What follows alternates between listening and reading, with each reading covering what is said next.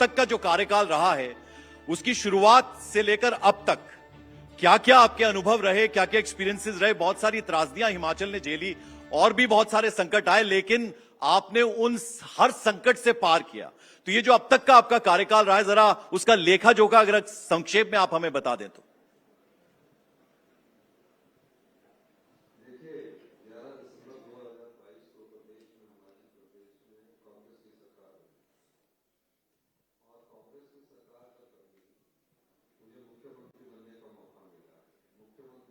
बाद जब मैंने आर्थिक लेखा जोखा लिया तो मेरे सामने 85,000 करोड़ रुपए का कर्जा था और 10,000 करोड़ रुपए की सरकारी कर्मचारियों की 6th पे कमीशन का एरियर की लायबिलिटी थी।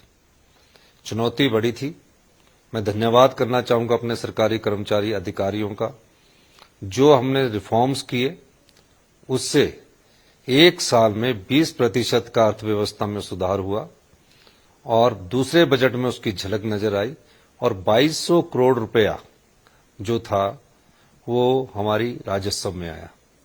और मुझे आज खुशी है कि प्रदेश जो है वो इस आर्थिक संकट को पार करके आर्थिक अनुशासन की तरफ बढ़ा है और हम हिमाचल प्रदेश के 2027 तक जो हमने अपने विजन डॉक्यूमेंट में कहा है कि हिंदुस्तान के सबसे समृद्धशाली और आत्मनिर्भर राज्य होंगे और 2032 में सबसे अमीर राज्य के रूप में जाने जाएंगे, उन नीतियों ने अपना स्वरूप दिखाना शुरू कर दिया है। और मुझे खुशी है कि हिमाचल प्रदेश में जहां आपदा आई, आपदा का हमने चुनौती से सामना किया, आपदा की लड़ाई को वर्ल्ड बैंक ने हमारी प्रशंसा की, नीति आयोग ने हमारी प्रशंसा की, भारतीय जनता पार्टी के पूर्व मुख्यमंत्री शांता कुमार जी ने हमारी प्रशंसा की। लेकिन आपदा के बाद जो रिकंस्ट्रक्शन के लिए हिमाचल प्रदेश को पीडीए ने होता है भारत सरकार के, जो टैक्सेस का एक शेयर जब आपदा आती है तो उसके बाद उस प्रदेश को बनाने के लिए रखा होता है, उस शेयर का 9300 करोड़ रुपया एक साल आपदा बीत जाने के बाद भी हिमाचल प्रदेश की सरकार को अभी तक नहीं मिला है। लेकिन ये सब चीजें सुखू साहब देखिए, प्रधानमंत्री ने कह सकता हूं जी प्रधानमंत्री ने अभी जो बातें बोली हैं, मैं अगर उसका सार आपको बता दूं, वैसे तो आपको मालूम है उन्होंने क्या क्या बोला, लेकिन उसका जो सार है वो ये है कि प्रदेश संभल नहीं रहा कांग्रेस की सरकार से, सुक्खू सरकार से। उसका कोई जवाब आपके पास? देखिए, मुझे नहीं समझ आता कि भारतीय जनता पार्टी के जो हमारे राज्य के नेता है उन्होंने उन्हें क्या बयान देने के लिए प्रोत्साहित किया होगा। प्रधानमंत्री है, देश के प्रधानमंत्री है और देश के प्रधानमंत्री की कई और एजेंसियां भी होती है। अगर हमारे प्रदेश संभल नहीं रहा होता तो उन्हें आरबीआई का पता होना चाहिए कि आज तक हमारी ओवरड्राफ्ट कुछ नहीं हुआ है। उन्हें वित्त मंत्री जी से पूछा जाना चाहिए था। हमारा प्रदेश संभला हुआ है, हमारा प्रदेश तरक्की की राह में आगे बढ़ रहा है। हमारे प्रदेश में ऐसे हमने रिफॉर्म्स किया जिससे प्रदेश आत्मनिर्भर की ओर बढ़ रहा है। समाज के अंतिम व्यक्ति तक हमारी योजनाओं का लाभ पहुंचे, इस दिशा में आगे बढ़ रहा है। अगर हमारा प्रदेश संभल नहीं रहा तो हमने ओपीएस क्यों देनी थी? अगर हमारा प्रदेश संभल नहीं रहा तो हमने 1500 रुपया महिलाओं को क्यों देने थे? अगर हमारा प्रदेश संभल नहीं रहा तो हमने Rajiv Gandhi day boarding school, पूरे शिक्षा के ढांचे को हमने बदल दिया, तो हमने क्यों आगे आना था? तो जो प्रधानमंत्री जी के पास प्रदेश के नेताओं ने जो बात कही, उनके पास गलत बात पहुंचाई।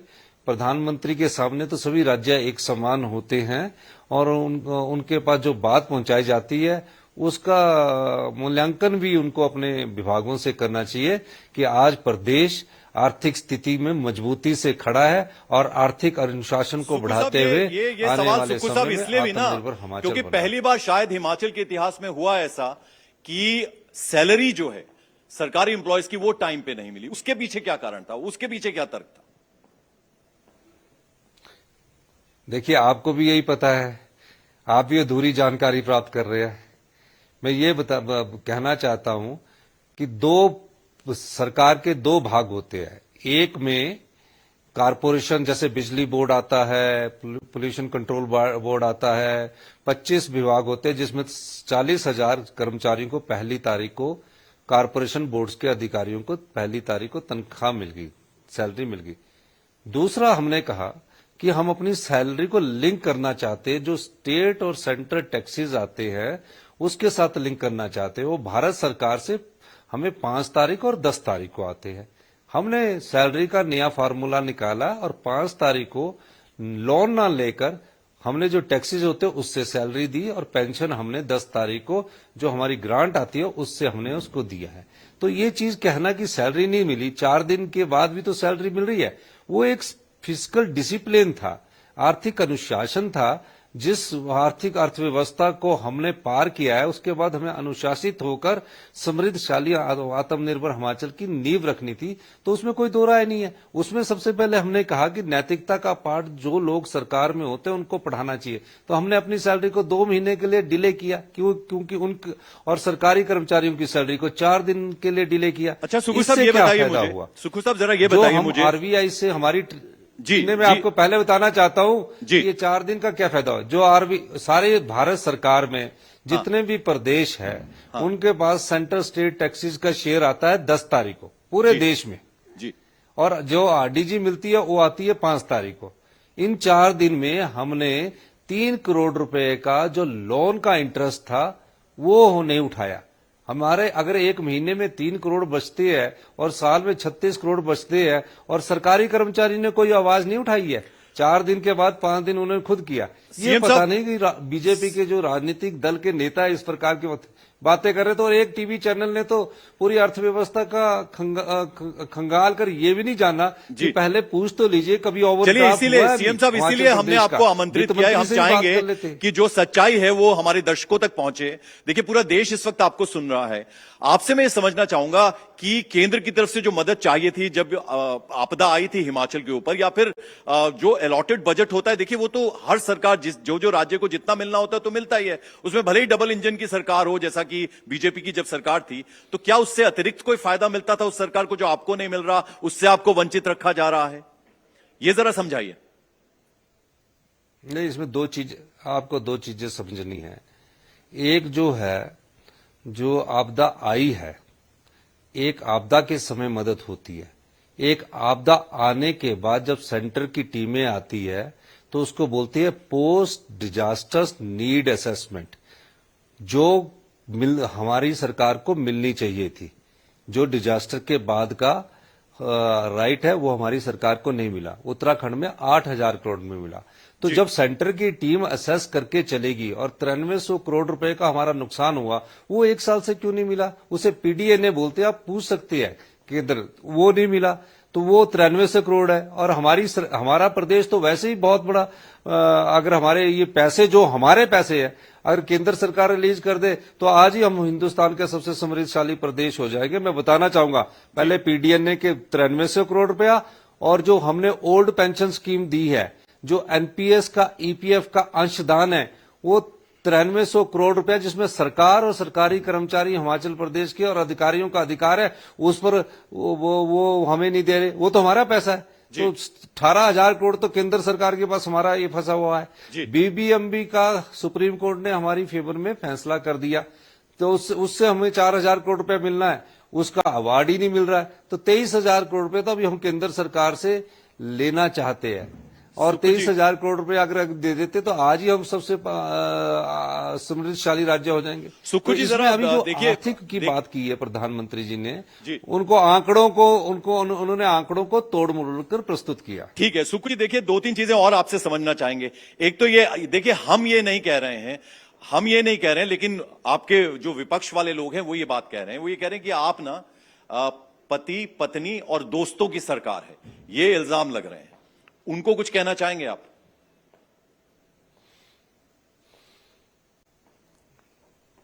देखो, सरकार हमेशा दोस्तों की होती है, सरकार हमेशा विचारधारा की होती है। तो भारतीय जनता पार्टी ने जो 56 चेयरमैन बनाए थे तो सब दोस्त थे उनके। जो पार्टी के कार्यकर्ता होते हैं वो चुनकर आते हैं और पार्टी में काम करते हैं। जो ये लोग कह रहे हैं उनसे ये पूछा जाना चाहिए, विधानसभा में पूछा कि आपके समय 5 साल में 56 चेयरमैन और वाइस चेयरमैन बने, हमारे समय में अभी 14 बने, तो 14 में बनने में हर्ज क्या है? अगर वो अच्छा डिलीवर करते हैं, अच्छा काम करते हैं, अच्छे पढ़े लिखे हैं और अच्छी अपनी फील्ड में स्पेशलाइजेशन है, तो ऐसे लोगों को हमने सलाह कर रखा है। रिटायर्ड आईएएस ऑफिसर्स है, रिटायर्ड चीफ सेक्रेटरीज है, ये क्या सब दोस्त होते हैं? हम सत्ता में सत्ता सुख के लिए नहीं आए हैं, हम व्यवस्था परिवर्तन करने के लिए आए हैं, आत्मनिर्भर हिमाचल बनाने के लिए आए हैं। आप देखिए, ये वो प्रदेश है जहां महिलाओं को 1500 रुपए मिल रहा, ओपीएस मिल रही है, इस चीज की चर्चा नहीं हो रही। सुक्खू साहब, हमने ना आपके लिए आज एक बड़ा और जो सरप्राइज रखा बीजेपी है। ने, मैं आपको बीजेपी जी, आज हमने ना आपके लिए एक बड़ा सरप्राइज रखा है, वो खुलासा मैं थोड़ी देर में करूंगा। एक दो सवाल आपसे और मैं पूछ लूं। एक तो देखिए, हिमाचल में, चूंकि मैं खुद हिमाचल का हूं, वहां कभी सरकार रिपीट नहीं होती है, तो क्या आपकी सरकार ऐसा काम कर रही है कि जो अब अगली बार चुनाव होंगे विधानसभा के, वापस से सुक्खू सरकार बनेगी, उस दिशा में जा रहे हैं आप? वो रीत को तोड़ेंगे आप? अभी तो हम अपने 5 साल के लिए जनता ने चुनकर भेजा है। 5 साल से पहले ऑपरेशन लोटस इन्होंने किया, जनता ने हमारी नीतियों पर मोहर लगाई, हमें 9 में से 6 सीटें जिताकर कहा कि हम खरीदो फरोख्त की राजनीति नहीं करते, और भारतीय जनता पार्टी का ऑपरेशन लोटस फेल हो गया। 6 हम 40 पर थे, और जितनी हमारी हम 40 पर पहुंच गए। अभी हमें 5 साल के लिए अपना काम करना है, ईमानदारी से करना है, पारदर्शिता से करना है, नैतिकता से करना है। 5 साल बाद जब जनता की अदालत जो फैसला करेगी, रिपीट की बात ही नहीं है, हम अच्छा काम करने के लिए आए। हिमाचल प्रदेश पहला ऐसा राज्य है जहां अनाथ बच्चों को चिल्ड्रन ऑफ द स्टेट का दर्जा दिया गया। हिमाचल प्रदेश देश का पहला ऐसा राज्य है जहां विधवाओं के बच्चों की पूरी पढ़ाई का खर्चा, मेडिकल कॉलेज, इंजीनियरिंग कॉलेज का सारा सरकार उठाएगी, और जहां हॉस्टल नहीं होगा वहां 3000 रुपया पीजी का भी हिमाचल प्रदेश की सरकार देगी। हिमाचल प्रदेश देश का ऐसा पहला राज्य है जहां दूध का मिनिमम सपोर्ट प्राइस 45 रुपए निर्धारित किया गया है। हिमाचल प्रदेश देश का पहला ऐसा राज्य है जहां प्राकृतिक आधारित खेती पर गेहूं का मूल्य, जिस गेहूं के मूल्य के लिए किसान दिल्ली के शंभू बॉर्डर पर बैठते हैं, हमने प्राकृतिक खेती के गेहूं का मूल्य 40 रुपए किलो और मक्की का मूल्य 30 रुपए प्रति किलो निश्चित किया गया है। हिमाचल प्रदेश सरकार जो है वो व्यवस्था परिवर्तन के द्वारा आत्मनिर्भर हिमाचल की नींव रख रही है। देखिए, हिमाचल प्रदेश की जब हम बात करते हैं तो सब लोग मिलके रहते थे, पूरे सद्भावना के साथ रहते थे, सद्भाव के साथ रहते थे। ये एक नई चीज की शुरुआत हुई शिमला से, वो क्यों हुआ जरा समझना चाहेंगे। और फिर शिमला के बाद वो मंडी पहुंच गई आग, मंडी के बाद कुल्लू पहुंच गई, अब चंबा बचा हुआ है, शायद वहां भी ना पहुंच जाए। ये इसकी शुरुआत कैसे हुई? क्या वो सॉर्ट आउट हो गया है? क्यों हुआ, जरा मैं आपसे समझना, क्योंकि आपसे बेहतर शायद इसे कोई नहीं समझा पाएगा। अनिरुद्ध जी सरकार से थोड़ा अलग वो कुछ बात बोल गए थे, आप ही की सरकार में मंत्री हैं, क्या हुआ था वो जरा समझना चाहेंगे आपसे। देखिए, हिमाचल प्रदेश में सौहार्दपूर्ण वातावरण रहता है। हिमाचल प्रदेश की संस्कृति भाईचारे की संस्कृति है। हम देवी देवताओं की भूमि में विश्वास करते हैं। ये ठीक है कि उसका निर्माण जब भारतीय जनता पार्टी के जयराम ठाकुर जी थे तब से शुरू हुआ, इसमें कोई दो राय नहीं है। उन्होंने उसके वहां के लोकल एमएलए थे शिमला के, उन्होंने उसके किसी के साथ पत्र व्यवहार भी किया। हम उस अतीत में नहीं जाना चाहते, लेकिन ऐसा भी पहली बार हुआ कि उसी समुदाय के, मुस्लिम समुदाय के लोग कारपोरेशन के पास गए। ये हिमाचल की संस्कृति की पहचान है, क्योंकि वो हिमाचल के लोग थे, मुस्लिम समुदाय के लोग गए और कहा कि जहां अवैध है हम खुद तोड़ देते हैं, और कई लोगों ने उसको तोड़ना शुरू कर दिया। ऐसे अवैध भवन कई बार हम कानूनी की अवहेलना करने के बाद बना देते हैं। इसमें मस्जिद भी बनती है और इसमें अपना व्यक्तिगत घर भी किसी ने बनाना हो तो सोचते हैं कि थोड़ा सा उसका फायदा उठा लिया जाए। पर यह बताइए कि ये हिंदुस्तान में पहला ऐसा उदाहरण है जहां मुस्लिम समुदाय के लोग, उस मस्जिद के मौलवी, उस मस्जिद के अध्यक्ष और वक्फ बोर्ड के अध्यक्ष खुद जाकर कहते हैं जो हमारी अवैध है, जिसको नक्शा पास नहीं है, जो नगर निगम के कानून के तहत के नहीं आता है, हम इसको खुद गिरा देंगे। ये भी तो एक उदाहरण है, कहीं भी कोई ऐसी बात नहीं हुई कि हिमाचल में अब सब कुछ ठीक है, वो जो टेंशन हुई थी बिल्कुल ठीक हो गया सब कुछ। सब देखिए, हम ये दिल्ली में जो नेशनल मीडिया ना, ये बहुत दिखाता है छोटी चीज को भी बड़ा। आप हिमाचल के रहने वाले, आप संजौली की गली को अच्छी तरह जानते होंगे, मेरे से ज्यादा जानते होंगे, मैं तो वहां खुद पढ़ा हूं।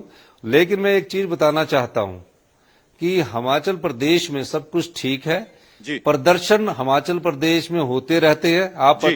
आपको पता है, जी। आप जानते होंगे कि हिमाचल प्रदेश प्रदर्शनों वाला प्रदेश है। जी। यहाँ विधानसभा सेशन होती तो बेरोजगार आ जाते हैं, फिर वो पानी की फायर ब्रिगेड से छिटकारा करना पड़ता है, जी। फिर और युवा साथी आ जाते हैं, कर्मचारी आ ठीक है, जाते हैं। सुक्खू सर देखिए, अब आपने बता दिया सब कुछ, ठीक है, अच्छी बात आपने कर दी, तो हम भी देखिए अच्छे नोट पे। जी, आप आखिरी बात बोलना चाह रहे कुछ, बोलिए सर।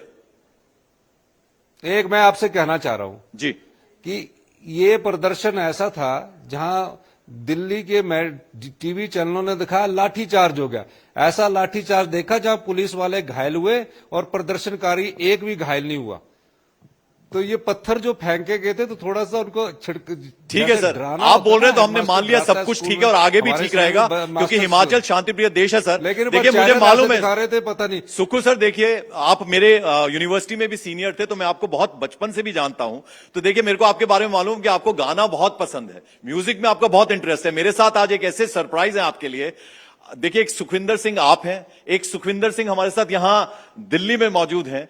तो जरा मैं सुखविंदर सुक्खी जी को बुलाना चाहूंगा। सुक्खी जी देखिए, इससे अच्छा सहयोग हमारे जो तमाम दर्शक हमें देख रहे हैं न्यूज 18 इंडिया चौपाल को, वो ऐसा सरप्राइज उन्होंने सोचा नहीं होगा कि हमने सुखविंदर सिंह 2 दो सुखविंदर सिंह एक साथ। तो सुक्खू साहब, हम चाहेंगे कि अगर आपका कोई पसंद का कुछ आप सुनना चाहें सुखविंदर जी हमारे से, पहले तो हेलो कर लीजिए।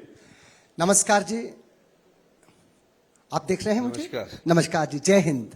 सबसे पहले मैं आदरणीय माननीय मुख्यमंत्री ऑफ हिमाचल के हमारे आदरणीय सुक्खू साहब को, आपको मैं सिर्फ ये बात शेयर करना चाहता हूं कि मुंबई में भी फिल्म इंडस्ट्री में मुझे सुखविंदर सिंह नहीं बल्कि सुक्खू ही कहा जाता है। मुझे बड़ा मेरा सौभाग्य है। और हिमाचल ने मुझे एक ऐसा वरदान दिया है, ऐसा वरदान दिया। मेरा पूरा बचपन बीता है हिमाचल में। मैं हिमाचल की जगह हिमांचल निकलता है मेरे से, हिम का अंचल। तो वो मेरे को आध्यात्मिक तौर पर जोड़ने वाला हिमांचल ही है, जो मेरी स्टेज पे भी भोलेनाथ जी का जो स्थान पहले बनता है जब मैं परफॉर्म करता हूं, उसका भी वरदान मेरे को हिमाचल से ही मिला है जी। वहीं से वो श्लोक जो मैं मंडे को जब बाबा का अभिषेक करता हूं, वो भी हिमाचल से ही वरदान मिला है। शिव कैलाशों के वासी, धौली धारों के राजे, शंकर संकट हरता, शंकर संकट हरता, जगत दुलारे तेरे राज दुलारे, कर देने जय जयकारा राजे, कर देने जय जयकारा। तो ये आपका मैं सम्मान करता हूं। आप मेरे लिए, हम सब के लिए आदरणीय है और मुझे खुशी है कि आज मैं दिल्ली से हिमाचल की तरफ ही सैर सपाटे के लिए जा रहा हूं। बहुत बहुत शुक्रिया, जय हो। हम चाहेंगे आप चलते चलते कहें। सुखविंदर सिंह सुक्खू साहब, आप हमारे चौपाल में आपने हमारे मेहमान बने, आप आए, हालांकि आप दिल्ली नहीं आ पाए, शिमला से हमारे साथ जुड़े, बहुत बहुत शुक्रिया कहना चाहता हूं। धन्यवाद जी। मैं सुखविंदर जी से कहना चाहता हूं प्लीज कि कुछ समय की बात है, आप हिमाचल प्रदेश